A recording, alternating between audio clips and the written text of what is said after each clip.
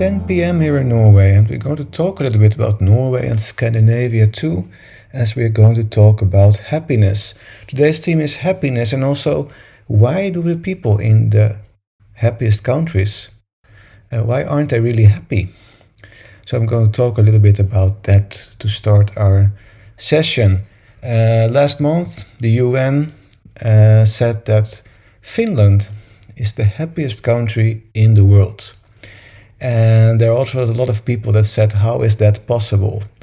I remember moving to Norway, and 1 year afterwards, I think it was 1 year afterwards, Norway was being called as being the happiest country in the world.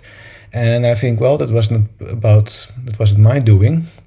And one of the things that I noticed, and I was kind of shocked about when I moved for the first time to Norway, and I noticed later in Scandinavia in general, is that there is such a high use of antidepressants in the Scandinavian countries. And I was also shocked because I work in the healthcare, and I started working in healthcare in Norway as well, that there were so many people working in behavioral health, working as psychologists, behavioral health nurses. So there was a lot of people that were having trouble with their mental health, basically. So I was kind of wondering, why do the Scandinavian countries, why are they being called as being the happiest countries in the world, while so many people stand in line at the pharmacist to get their happy pills every weekend?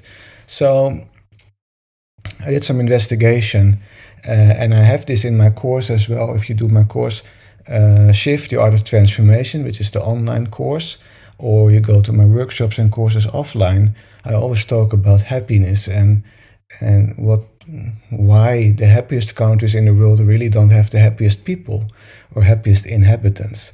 And that's because the UN survey is weird. What they do good is that they ask people how happy you are. But there's a cultural thing there. If you're going to ask Scandinavian people how they are, you always get one answer: I'm fine. So even if you are working at an ambulance and you get to a car accident and you see a person with his leg stuck in the car, you say, oh, how are you doing? Oh, I'm a little bit stuck, but I'm fine. And most likely in other countries further south in Europe and in North America, perhaps you will say, well, what does it look like? I'm not fine, of course.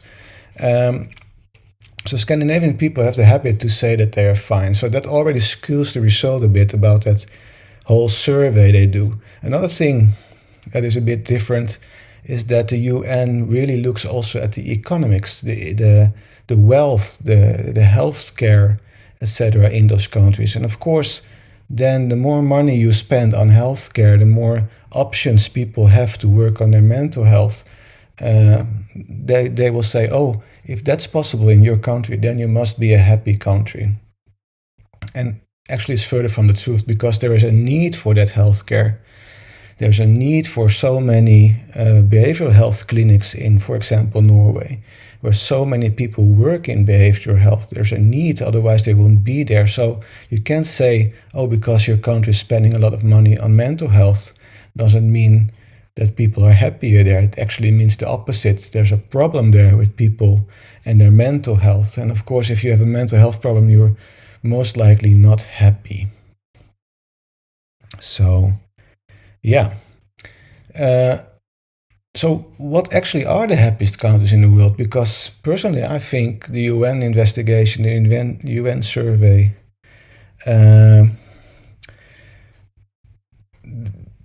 doesn't make sense.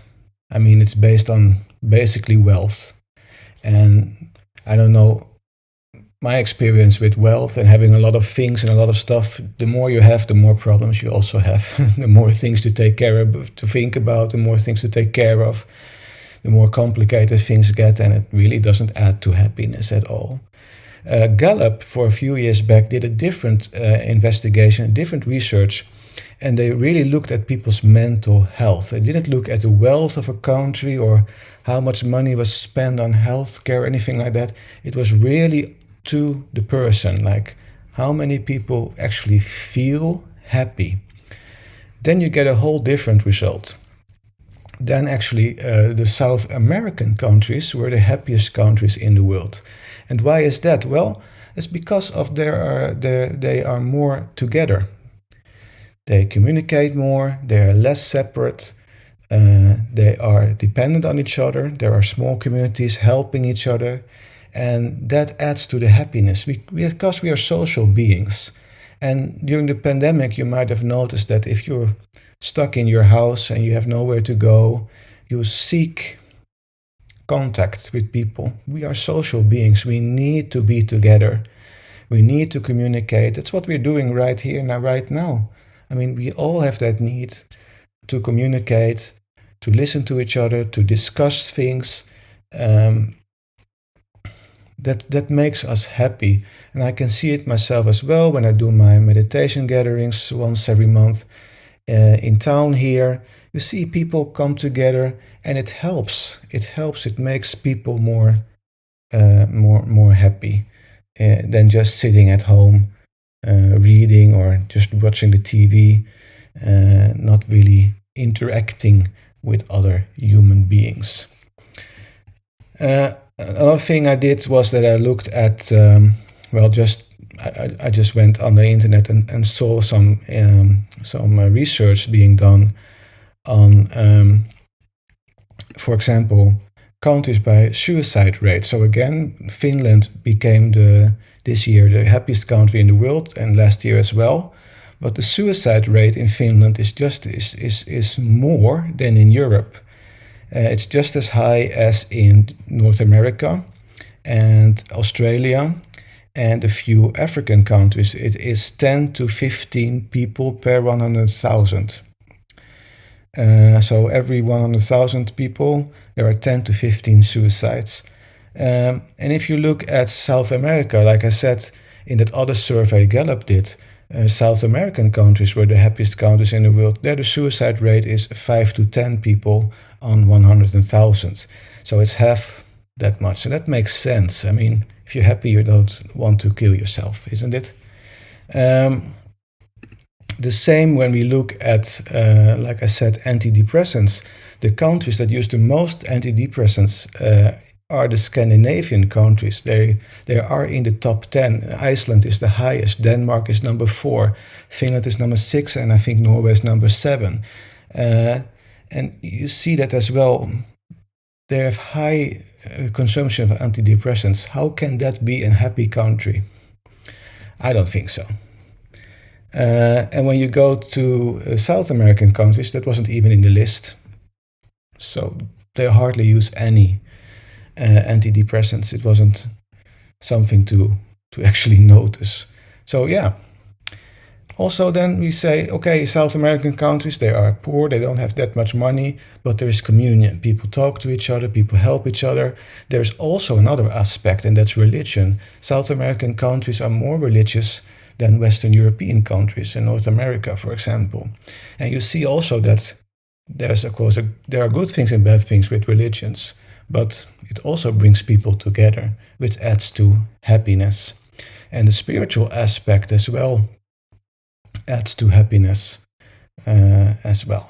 So, to sum things up, if you think Scandinavian countries are the happiest countries in the world, well, yeah, if you think about the possibilities, freedom, there's enough to do, but there's so much wealth here that you can also think people don't know any better. And they start also, when you see countries that have a lot of wealth, people there start to find problems, things they can complain about. And that's what our meditation is going to do. We're going to create gratitude, happiness for what we have. And like if you look at the South American countries as well, you don't need a lot to be happy. Your external world, your wealth, your how big your house is, how many cars you have in front of the door, that you have a pool guy or something like that, that doesn't add to your happiness at all. It's short-lived. But happiness comes inside of you, and we can create situations inside of us that create happiness. And when we are happy, our physiology changes, like you know. So that's what we're going to do today with Heart Brain Coherence. We're going to create happiness inside of us. If you go to my website, teamg.community, I have and search for a meditation called 20 Minutes of Happiness. It's also a meditation aimed at creating that feeling inside of you. So we're going to create an inner experience of happiness. So before we get started, as you get ready and I get ready, think back about a time in your life where you were very happy. And kind of reflect about that as well. When was it? Was it because you got something, or was it because it was something with another person? You were with family, for example, or a friend or a loved one, or with a pet. What made you most happy? If you have several things you find that we were happy about, what actually made you most happy? And go for that. That we are going to take with us into our meditation.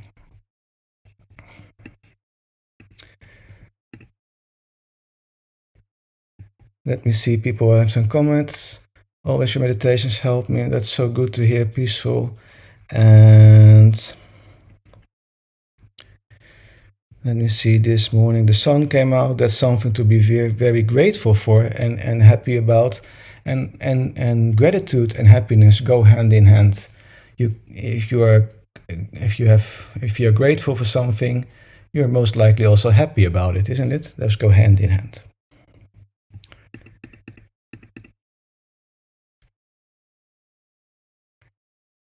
Nigel Wynn says, I can predict a peak in a suicide in teenagers in Western countries by 2030. By that time, the COVID children will be adolescents. It will not be happy.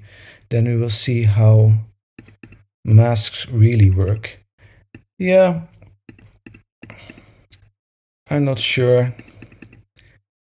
I mean, 2030 is a long way ahead, and people change and people can turn around. I always say, let the past, the things from the past, let it be wisdom, and don't take the emotional energy with it, but just take the wisdom with you from the past. But yeah, it has effect, of course. The whole pandemic situation have had effect on people. Absolutely. All right, I hope you're ready. Let's get started. Heart, brain coherence, happiness. We deserve it. We need it. It's good for our health. If we have happy feelings inside of us, our body's physiology reacts to that with happy hormones, cell regeneration, cell repair, getting rid of old, damaged cells very easily. Everything we need to get good health, boost our immune system. Let's center ourselves first. Take a nice deep inhale through your nose and exhale through your mouth. Lower your shoulders, loosen your jaw. Close your eyes. Again, take a nice deep inhale through your nose. Exhale through your mouth. Feel yourself getting centered and let the day go. And one more time, good deep inhale through your nose. Exhale through your mouth. And settle down, get yourself ready for this session. Self-care, self-love, happiness, that's what it's all about today. Breathe normally, and then try to breathe a little slower and a little deeper. A little slower and a little deeper. You can try a 5-second inhale, 5-second exhale, whatever feels comfortable for you. Just make it slower and deeper than usual. And just by slowing your breathing down and breathing deeper, you already tell your body that it is in a safe place.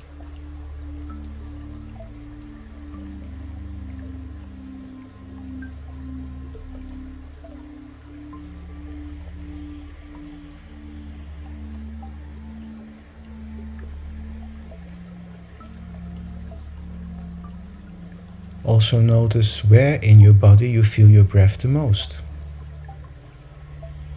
Maybe you feel your breath the most in your nostrils, or maybe you feel your breath the most in the back of your throat. Maybe you feel your breath the most in your chest or your tummy.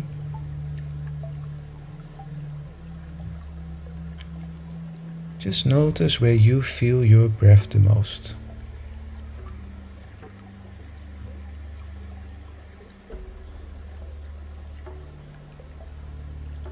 Put your attention on that point in your body where you feel your breath the most. And notice how you are breathing through that point. Notice the quality of the breath. Notice the colder air flowing in and the warmer air flowing out.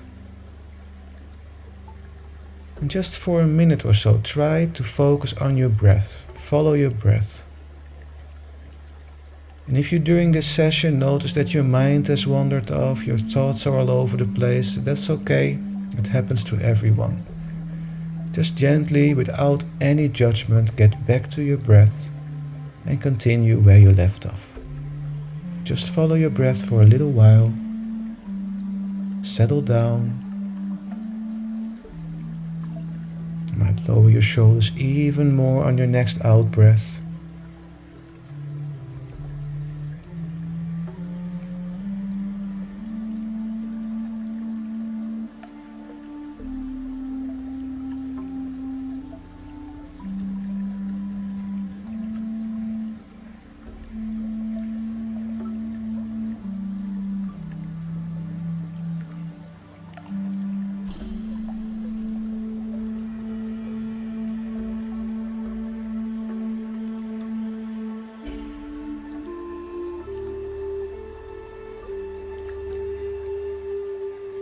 Very good. Now move your focus to your heart space.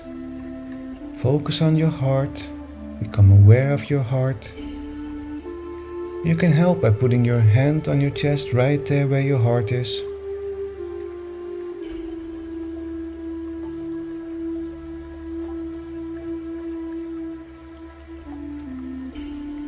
And now just imagine that you are breathing through your heart, just like you were breathing through that focus point. Now your focus point is in your heart, and breathe through your heart. Just imagine.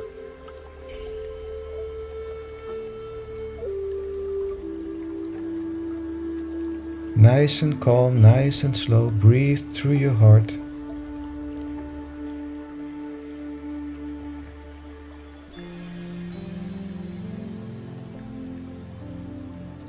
It's a special focus on your heart while breathing through your heart what creates heart coherence. The variation in your heart rhythm becomes very harmonious, very balanced.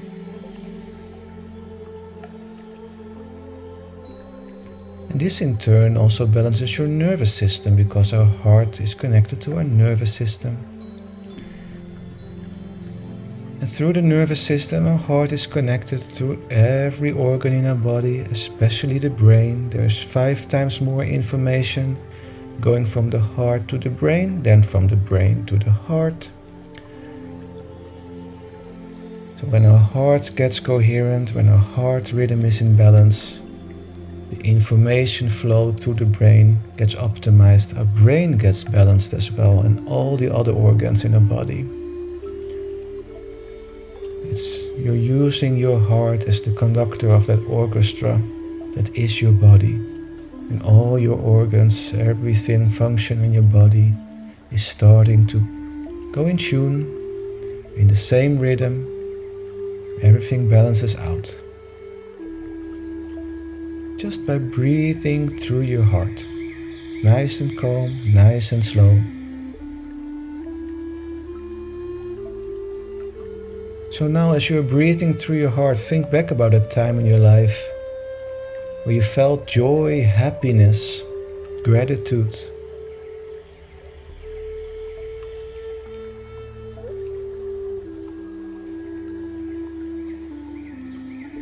They go hand in hand. When you're grateful, you're happy and you're joyful,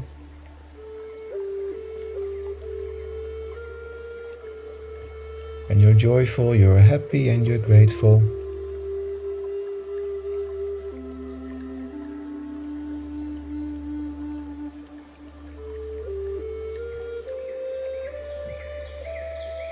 And as you breathe through your heart,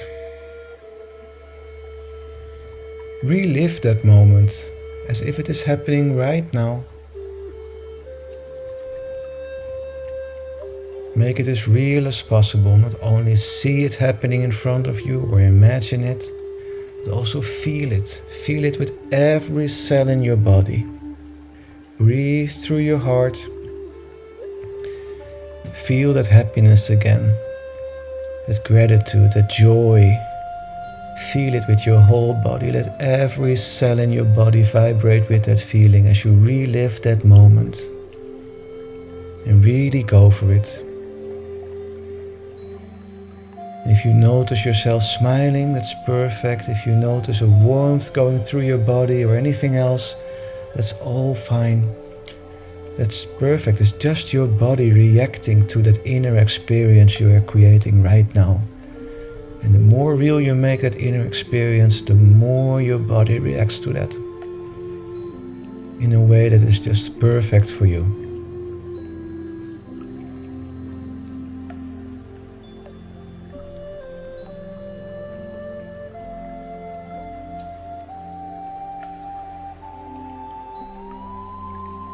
Breathe through your heart and just replay that experience over and over again, creating more of that gratitude, more of that happiness, more of that joy from that moment.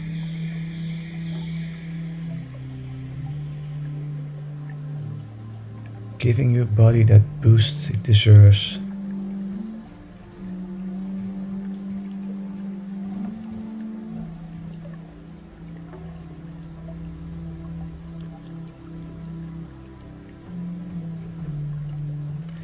And the more you do this, the more you create those feelings inside of you that are helping you, the more you hardwire your brain and your whole system in being in that grateful state, being in that happy state. It becomes more and more your default state. That's also why they use this technique on people that are depressed, people that have post-traumatic stress, for example.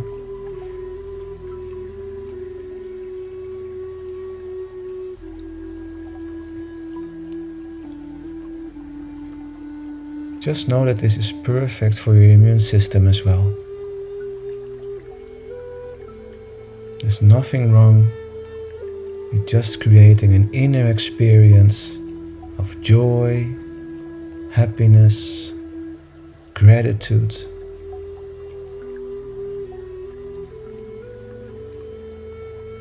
And you will know there's always something to be grateful for. And therefore always something there to be happy for, be happy about.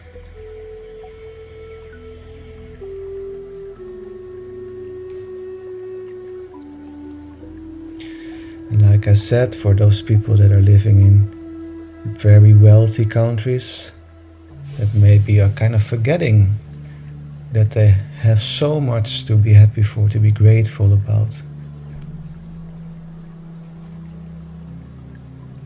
It's important to know.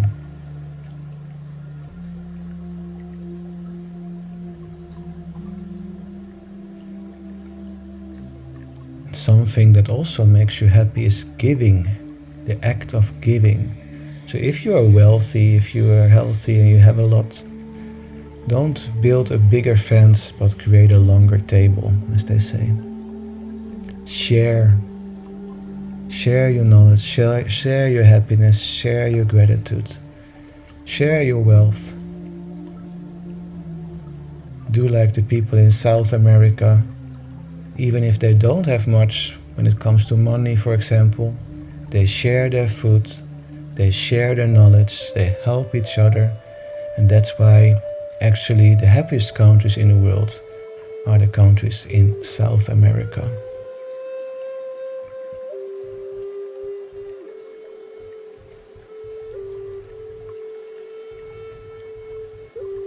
Okay. Well done. Now let's slowly get back again. And we do that by noticing the room you are in. Just sense the room you are in, getting back to the present moment. Notice any sounds in the room you are in.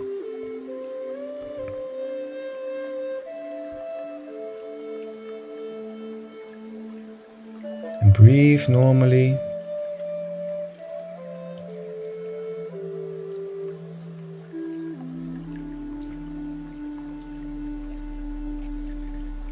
And take a nice inhale and a nice exhale.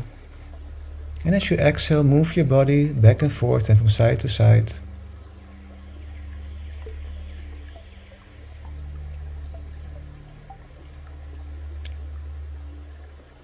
And as you open your eyes, wiggle with your fingers and toes. Welcome back, welcome back.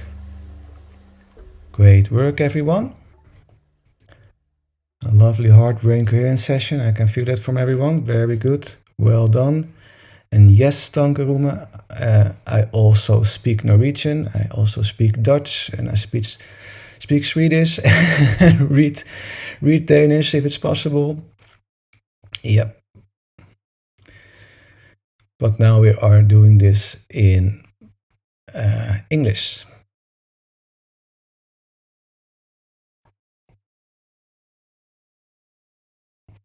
Great work, everyone. Welcome back. So that was happiness. Yes, multi-language done. Yeah, but nothing compared to the language of the heart, which you might notice when you are sitting together in a group with a group meditation and do heart-brain coherence.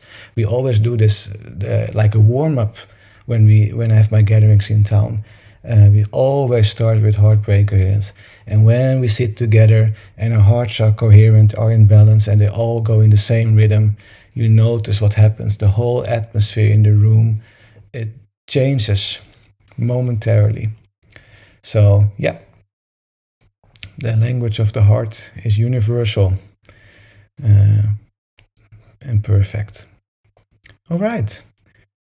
And remember, happiness is an inside job and not necessarily anything to do with all the materialistic wealth you have. It's emotions, it's a feeling, and it is a social happening.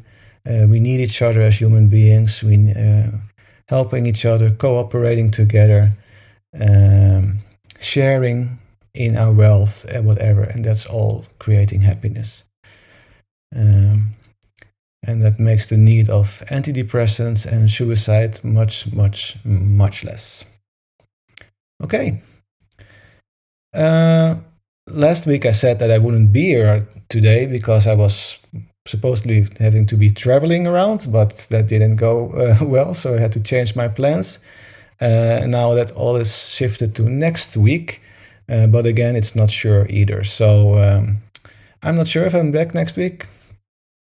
I'm most likely back the week after that. But you will see when there's a heart-brain coherence session, I will announce it again as usual in good time. Have a wonderful rest of your week. Have a wonderful rest of your day and evening. Take good care. Be safe. And namaste. Bye-bye, everyone.